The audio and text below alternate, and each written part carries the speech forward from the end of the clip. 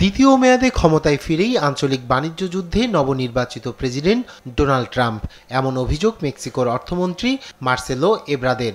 বলেন, ট্রাম্প শুধুমাত্র Japan Canada নয়, মেক্সিকোর ওপরও 25% শুল্ক আরোপ করেছেন। এতে 4 লাখের মতো মেক্সিকান চাকরি হারাবেন বলেন উদ্বেগ প্রকাশ করেন মার্সেল।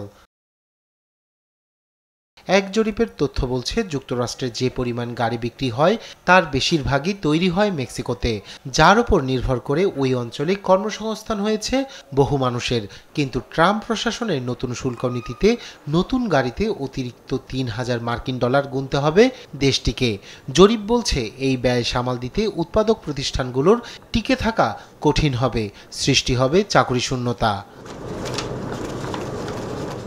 গেল বুধবার নবনির্বাচিত মার্কিন প্রেসিডেন্ট ট্রাম্পের সাথে ফোন আলাপে বৈঠক করেন প্রধানমন্ত্রী ক্লোডিয়া শেইনবম।